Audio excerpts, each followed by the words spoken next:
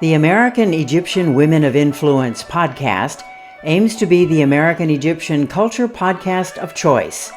We believe that our knowledge and our participants' stories will greatly enhance understanding of both cultures. I'm Karen Leggett Aburaya. Laila Pence grew up near the Suez Canal in Egypt until the Six-Day War in 1967, when bombs forced her family to flee to Cairo and then to New York City, where she arrived with her mother when she was 12 years old. Now, Working Mother magazine has named her to the 2019 Top Wealth Advisor Mom list, and Investment News honored her with a Women to Watch award.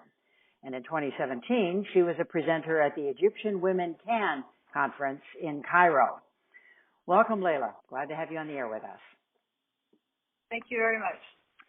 Tell me what you learned during those challenging early years in the United States that has stayed with you now through your career as a financial advisor. I think I learned that there's really unlimited opportunities in this country, that if you work really hard and you study really hard and you don't forget your roots and you don't and you remember to always think of your heart with your heart and do the right thing, that even in those hard times, I mean, I had really hard times when we came here. We had so much in Egypt that we lost, and you come to this country thinking that the roads are paved in gold, and then you come to find the really cold weather we were just talking about, and having to take two buses to go to school, and realize how hard it is. But then you also realize the other side of it is that you really don't have any limit, that you can live the American dream, and that's really the thing that I learned early on. And I understand your first financial job, if you will, was selling hot dogs on the Staten Island Ferry. Well, that was not my first time. That was just my first job in high school.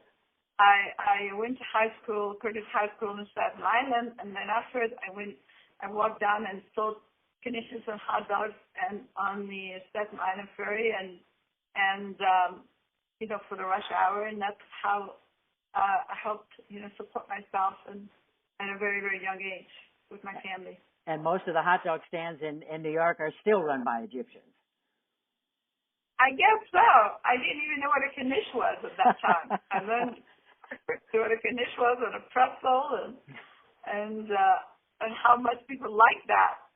That was quite an experience. But it taught me really early on dealing with people and just customer service, even back then, which is something on a much higher level you do in finances when you deal with people. But whatever you're selling, whatever you have a service, it's all about really doing the right thing and being considerate to the other person in front of you. And then you decided to go to much warmer weather and study economics at the University of California. And I understand your first client gave you $20,000 to invest and then stayed with you for 17 years. Why does this career appeal to you? Well, my father was a banker, and I've always was very good with money and numbers, and so even when I was working as selling hot dogs, knishes, and all through college, I worked through college as a waitress. I always saved money, and I was actually bought my first house, as an investment at 19. And so when this friend of mine really talked to me about being involved in the financial services, I really didn't know much about the stock market or much about that. And even though you learn economics, but they don't really teach you about stocks and bonds and actual types of investments. So that really appealed to me.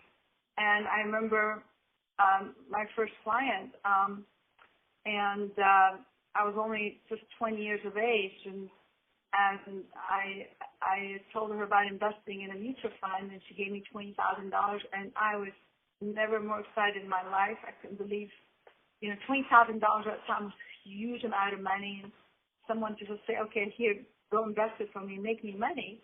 That was quite a thrill, and the obligation of taking care of her. And she said, I just don't want to be a bad lady.